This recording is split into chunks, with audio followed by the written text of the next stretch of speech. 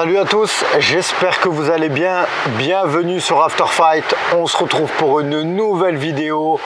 Aujourd'hui, on va parler d'un combattant que j'apprécie énormément. Un combattant que j'aime parler dans des podcasts. Et j'ai envie de dire qu'il manque au MMA. On va parler du Notorious. On va parler de Conor McGregor. Je vous ai fait l'accent. Bon les gars, c'est un petit constat. Et surtout aujourd'hui, je voudrais savoir un petit peu votre avis. Qu'est-ce que vous pensez de l'état actuel de Conor McGregor? Parce que la vraie question qu'on se pose tous, c'est où est Conor McGregor? Conor McGregor, donc, est-ce qu'il est terminé? Est-ce qu'il a terminé sa carrière ou pas? Est-ce que Conor en a fini avec le MMA? Quand on voit aujourd'hui son état dans lequel il met des publications, des stories, clairement on le voit qu'il s'entraîne plus. J'ai pas envie de dire qu'il n'est pas en forme, parce que Conor McGregor c'est un combattant qui, quand il se déplace, on le sait qu'il a toujours une manière de s'entraîner. Certes, il n'a pas la meilleure hygiène de vie, je pense, à l'heure actuelle, mais en tout cas, il s'entraîne toujours. Quand il se déplace, il a son équipe avec lui, il a des sparring, il a aussi ses coachs, il a son préparateur physique. Voilà, on le voit qu'il va courir quand il vient à Cannes, il fait du vélo. Enfin voilà, c'est quelqu'un qui, je pense, a le sport en lui et a besoin de ça. Mais quand même, on est obligé de se dire que il s'est passé quelque chose. Clairement, alors oui, les gens vont me dire oui, mais il a gagné beaucoup d'argent, ça y est, c'est fini, on le reverra plus. Conor McGregor, les gars, faut savoir que aujourd'hui, il a 22 victoires et 6 défaites. Ses dernières apparitions à l'UFC, c'est face à Dustin Poirier, c'était en 2021. Rendez-vous compte, dans la cage je parle, hein, parce que oui, il y a eu, j'ai envie de dire, l'échec, la saison du TUF qu'il y a eu face à Michael Chandler. D'ailleurs, on va en parler, mais le combat qui n'a pas eu lieu face à Michael Chandler, moi je trouve ça honteux. Même si la saison du TUF, elle n'a pas eu le succès qu'elle méritait, ce combat-là, personnellement, je pense que nous, les fans du MMA, on était hypés et on voulait voir Conor McGregor déjà revenir sur le devant de la scène, le revoir dans la cage. Et en plus, face à Chandler, je trouve que c'était un combat sympa sur le papier. Parce que je pense qu'on le mettait gagnant, Conor. Chandler, il était à sa portée. Il était à sa portée. En plus, on sait que dans la catégorie, il y avait Islam Makhachev. Moi, je trouve qu'un combat Conor McGregor face à Islam Makhachev, l'UFC aurait réussi à nous le vendre, hein, les gars, clairement. Parce que Conor McGregor, j'aime bien à l'UFC, on parle beaucoup du Dana White privilège. Conor McGregor, c'est le combattant qui a eu le plus de privilèges. En même temps, j'ai envie de dire, c'est la poule aux œufs d'or de l'organisation. C'est lui qui a ramené le plus d'argent à l'UFC. C'est lui qui même a ramené une notoriété suprême à l'organisation. Aujourd'hui, il y a des gens qui connaissent Conor McGregor mais qui ne connaissent pas l'UFC. Voilà, je ne vais pas vous rappeler le parcours de Conor McGregor, mais c'est le premier quand même à devenir double champion. Il éteint José Aldo en 13 secondes. Il a été faire un combat face à Mayweather en boxe anglaise.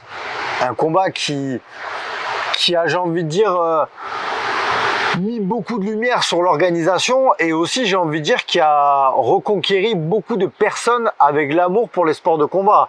Et je m'inclus là-dedans, les gars, parce que je m'en rappellerai toujours. À l'époque, je regarde le MMA, mais je suis pas aussi assidu qu'à l'annonce de ce combat.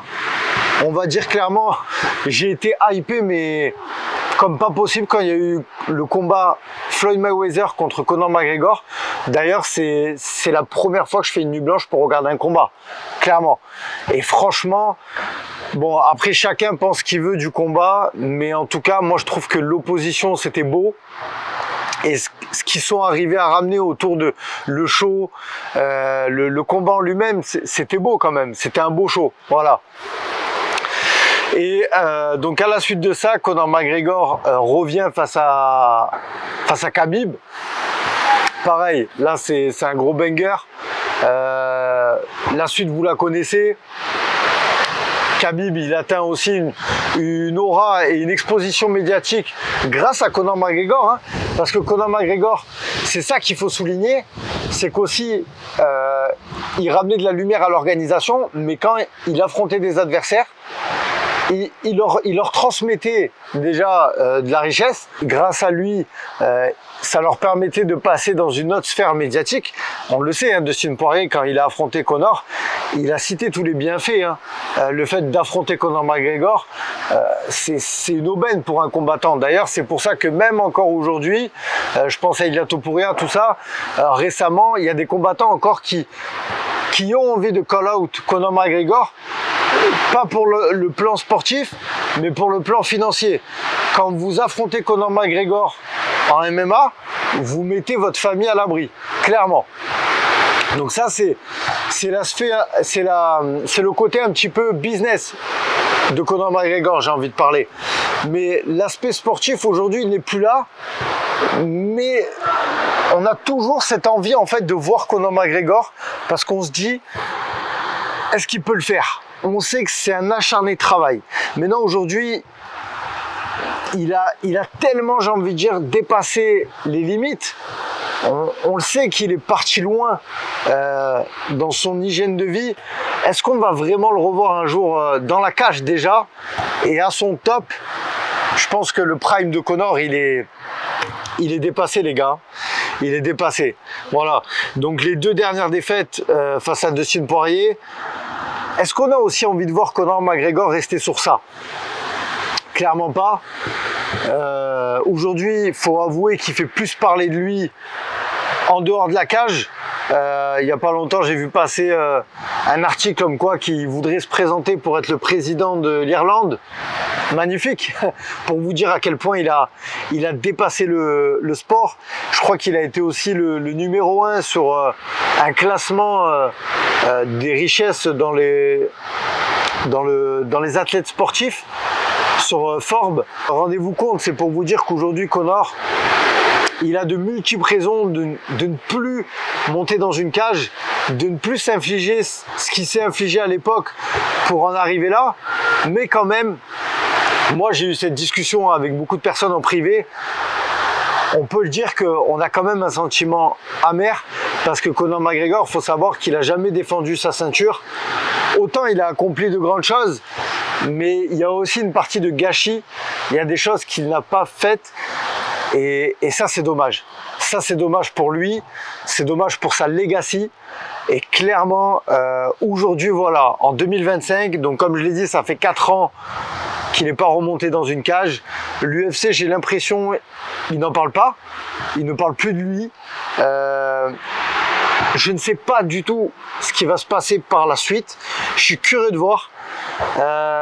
Sa dernière victoire, c'est Donald Cowboy Cerrone. Et je me rappelle de ce combat aussi. Hein. Franchement, quand il a gagné, je crois qu'il a gagné en 40 secondes.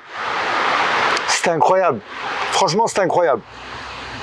Donc ouais, c'est un podcast qui...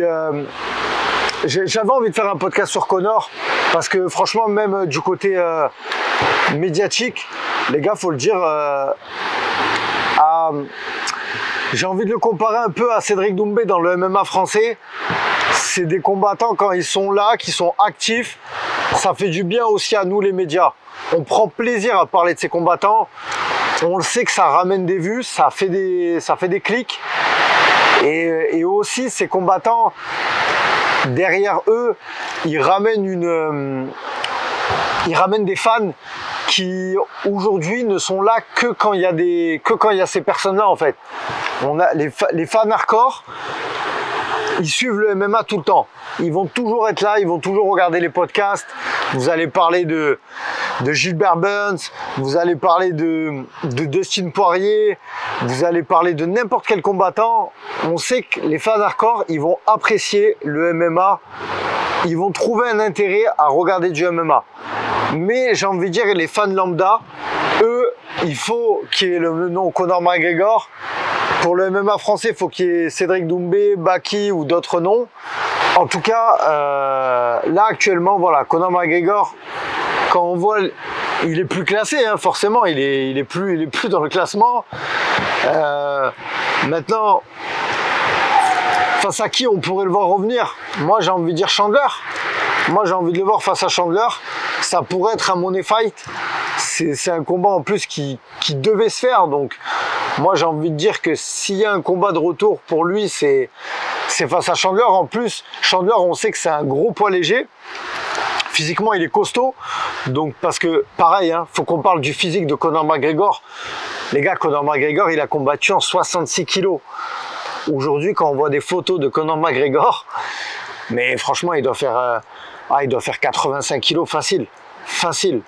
C'est devenu un gorille. C'est devenu un gorille. Donc, déjà, je pense que ça serait difficile pour lui de retourner à 70 kilos. Il y a eu aussi la question du dopage. Ouais, on peut en parler parce que sur son dernier combat face à Dustin Poirier, il a eu une blessure. On le sait qu'à l'UFC et dans les sports, dans le haut niveau, quand les combattants ou les athlètes, ils se blessent, ils ont recours des fois à des produits, clairement. Alors attention, je suis pas un chimiste. Je connais pas les produits qu'il y a pour soigner les blessures, mais on sait que Conor McGregor, il a été éloigné un peu du pôle USADA quand il y avait l'USADA encore à l'UFC, et c'est pas pour rien. Et c'est pas pour rien. D'ailleurs, il y avait aussi un retour.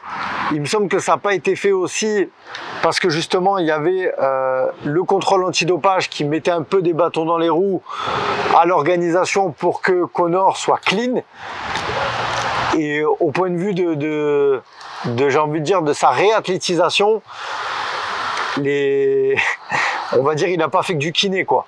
Donc voilà, donc ce qu'il a pris, ça a fait que ça aussi, ça a été des choses qui ont été mises dans la balance. Hein. Quand vous voyez le physique de Conor McGregor, voilà, on sait qu'il n'y a pas eu que de la protéine et de la créatine dans sa nutrition. Hein. Mais ça n'empêche que moi, je suis toujours hypé par Conor McGregor. C'est l'un de mes combattants préférés. Il aura toujours cette aura. Hein. Les gars, franchement, dites-moi vous en commentaire ce que vous en pensez. Mais demain, l'UFC annonce un combat. On est tous hypés, clairement. On est tous d'accord pour le dire. On va tous être hypés par son retour. Hein, comme il dit, good to be back. Donc, the king is back, clairement. On sera tous dedans. Maintenant, la question, c'est quand ça va se faire, parce que plus le temps passe et Conor McGregor, ben, il prend de l'âge, hein, les gars. Donc, ça devient compliqué. Aujourd'hui, il a 36 ans. Voilà, il va sur la quarantaine. Et franchement, je pense qu'à un moment donné, jusqu'à présent, on mettait pas ce facteur, ouais, est-ce qu'il est terminé? Même si, voilà, et on sait qu'il n'a pas la meilleure hygiène de vie, on sait que voilà, il a les moyens de se remettre à fond dedans. Mais là, plus le temps passe, plus j'ai envie de dire ça va être compliqué pour lui. Et franchement, je serais d'accord pour dire que s'il y a un retour dans 2 ans, à 38 ans, ça va être compliqué. Et ça serait dommage de retourner dans la cage parce qu'il faudra laisser une bonne image, un peu comme Anderson Silva, comme d'autres combattants qui sont partis trop tard.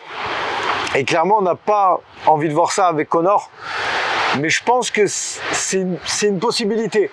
C'est une possibilité qui peut arriver. Donc voilà, donc le retour de Conor McGregor en 2025, je pense c'est mort. Mais pourquoi pas en 2026, 2027, comme je vous ai dit, il prend de l'âge, il prend de la bouteille. Et plus on voit ses stories, plus on voit son lifestyle, et plus on se dit, franchement, il ne peut pas retourner dans une cage, clairement. Donc voilà les gars, écoutez, c'était une petite vidéo sur Conor. Voilà, et là, en ce moment, c'est un petit peu calme, hein, le MMA, ça y est, on est reparti dans une période creuse. Donc j'avais envie de faire ce podcast avec vous, parce que je pense que c'est toujours intéressant de parler de ces combattants un petit peu... qui sont pas actifs, hein. J'aurais pu parler de John Jones, hein. Voilà, d'ailleurs, je pense que ce sera le thème d'une prochaine vidéo. Je parlerai de John Jones parce que aussi sur John Jones, il y a beaucoup à dire. Mais John Jones, il est toujours présent. Du moins, il a combattu récemment face à Stipe. Donc voilà, pour moi, c'est pas aussi loin qu'un Conor. Mais on va en parler de John Jones aussi. Enfin voilà, ces combattants qui, comme je vous l'ai dit, pour nous les médias, ça fait du bien d'en parler, on prend plaisir. Vous aussi, les fans du MMA, je sais que c'est des combattants, vous êtes toujours intéressés par ce qui peut se dire sur eux. Donc voilà, c'est win-win, j'ai envie de vous dire. Donc voilà les gars, n'hésitez pas à me dire en commentaire, vous, si vous êtes hypé par un retour de Conor McGregor en 2026. Est-ce que vous y croyez ou plus du tout? Ça vous intéresse plus du tout? Voilà, moi je suis curieux d'avoir votre avis là-dessus les gars. N'hésitez pas à liker la vidéo. Les gars, vous abonner à la chaîne. Je le répéterai jamais assez, mais sur After Fight, on vise les 10 000 abonnés. Donc voilà, donnez de la force. C'est vous les acteurs de la chaîne. Et je vous souhaite de passer une bonne journée. Bye bye.